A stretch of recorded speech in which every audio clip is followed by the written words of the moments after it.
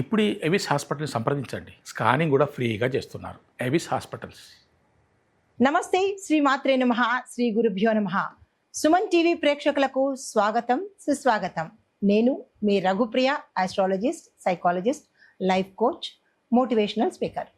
ఈరోజు మనము జూలై నెల మాస ఫలితాలను తెలుసుకుందాము. ఇందులో భాగంగా ఈ మాసాన్ని మనము ఆషాఢ మాసం అంటాము. ఆషాఢ మాసము అంటే చంద్రుడు ఉత్తరాషాఢ పూర్వాషాఢ నక్షత్రంలో, అంటే చంద్రమానం ప్రకారము చంద్రుడు సంచరించే నక్షత్రాన్ని బట్టి ఆ మాసానికి ఆ పేరు వస్తుంది. ఇప్పుడు చంద్రుడు ఉత్తరాషాఢ నక్షత్రంలో సంచారం చేస్తుండగా ఈ మాసానికి ఆషాఢ మాసం అని పేరు వచ్చింది. అయితే ఆషాఢ మాసాన్ని అందరూ దేనికి పనికిరాదు, ఆషాఢ మాసంలో మనం ఏ పనులు చేసుకోకూడదు అనే భావన అయితే ఉంది.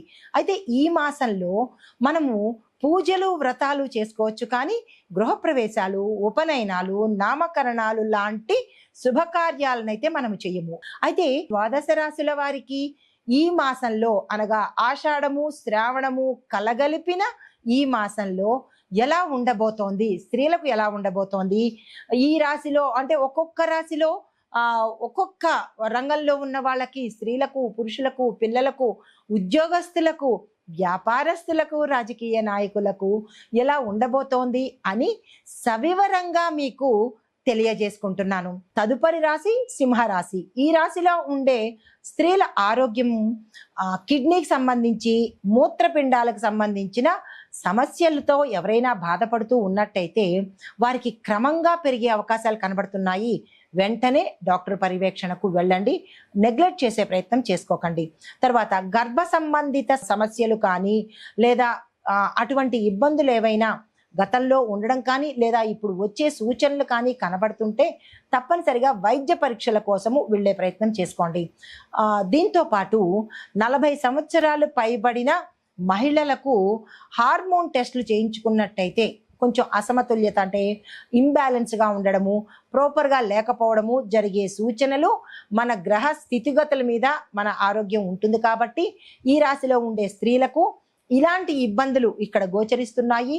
అలాంటి ఇబ్బందులు ఏ స్త్రీ అయినా పడుతూ ఉంటే తప్పనిసరిగా డాక్టర్ దగ్గరికి వెళ్ళండి. అయితే చిన్న చిన్న రెమెడీసు, పొద్దుతిరుగుడు గింజలతో చేసినటువంటి టీని కనుక సేవించినట్టయితే కొంత ఉపశమనం కలిగే అవకాశము. దీంతో పాటుగా చింతపండు నీరును తరచూ తీసుకోవడం వల్ల, చింతపండులో ఉప్పు కానీ లేదా పంచదార కానీ బెల్లం కానీ కలిపి ఆ నీరుని కనుక తీసుకున్నట్టయితే వాంతులు తగ్గడము లేదా తల తిరుగుతున్నట్టు ఉండడము, ఇవన్నీ సాంప్రదాయక చిట్కాలే తప్ప ఇది నాటు వైద్యం కాదు. మన ఇంట్లో మన అమ్మమ్మలు, నాయనమ్మలు చెప్పిన చిట్కాలే ఇవన్నీ. కాబట్టి దీని గురించి భయపడాల్సిన పని లేదు. అయితే ధ్యాన సమయంలో మంత్రాన్ని, ఏదైనా ఒక మంత్రాన్ని తీసుకుని ఒక 5 నిమిషాలు లేదా అర నిమిషమో లేదా 2.5 నిమిషాలు మీ శక్తి కొద్దీ కనుక కొంత సమయంలో ధ్యానంలో కూర్చున్నట్టయితే కనుక హార్మోన్ బ్యాలెన్స్ అయ్యే అవకాశం కనబడుతోంది. ఈ ప్రయత్నాలు చేసుకున్నట్టయితే స్త్రీల యొక్క ఆరోగ్యం మరింత మంచిగా ఉండే అవకాశం ఉంది. తర్వాత విద్యార్థులకు చూసుకున్నట్టయితే ఎంట్రన్స్ పరీక్షలు, వృత్తిపరమైన టెస్టులకు ఈ సమయము అనుకూలము. కాబట్టి ఏ విద్యార్థులైనా ఎంట్రన్స్ ఎగ్జామ్స్ రాయాలన్నా లేదా మీరు మెడిసిన్, లా, ఇంజనీరింగ్, డెంటల్ ఇలాగేదైనా వృత్తిపరమైన పరీక్షలు రాయాలనుకున్నా దానికి ఈ సమయము చాలా చక్కగా ఉండబోతోంది. ఆ ప్రయత్నం చేసుకోండి. మ్యూజిక్, డాన్స్ ఇలాంటి కళలలో, ఇలాంటి విద్యలో ఎవరైనా ఉంటే కనుక వారికి గ్రోత్ కనబడే అవకాశం కనబడుతోంది. విపరీతమైన అవకాశాలు కూడా మీకు వచ్చే దిశ కనబడుతోంది. అలాంటి స్టూడెంట్స్ ఉంటే కనుక దానికి సంబంధించిన ప్రయత్నాలు కానీ లేదా ప్రణాళికలు కానీ, మీ పెద్దవాళ్ళ సహాయ సహకారాలు కానీ తీసుకునే ప్రయత్నం చేసుకోండి.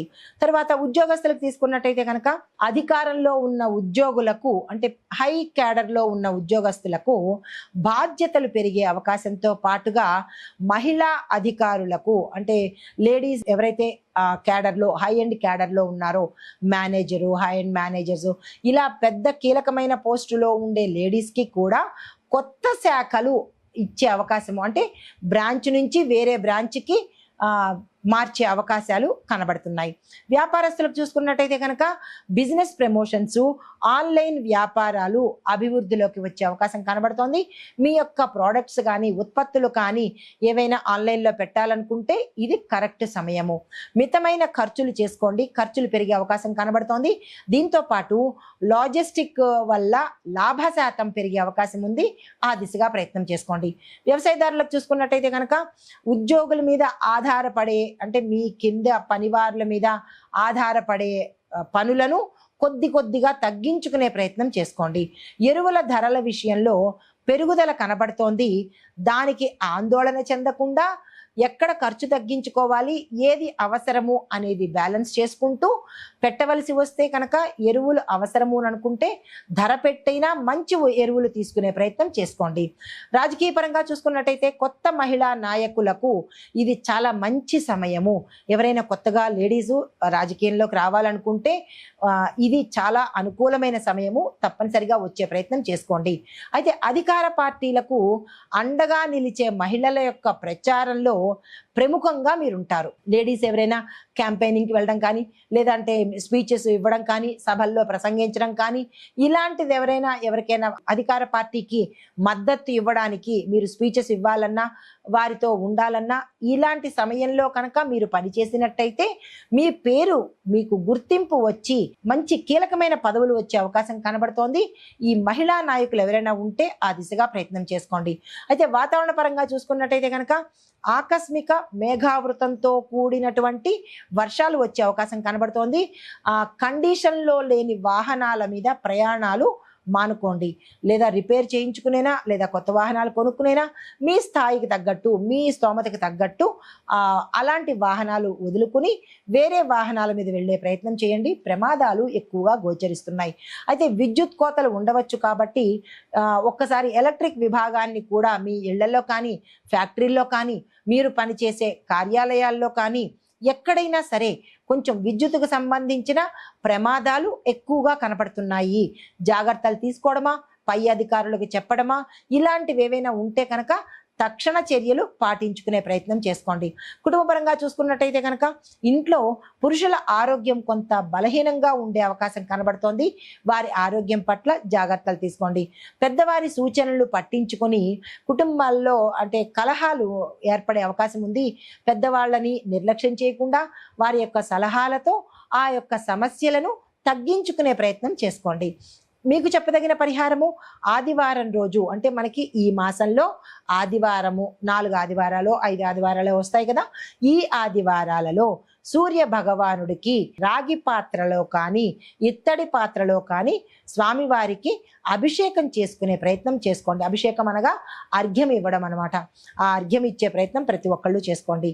అయితే మీకు ఒక చిన్ని మంత్రాన్ని ఇస్తున్నాను.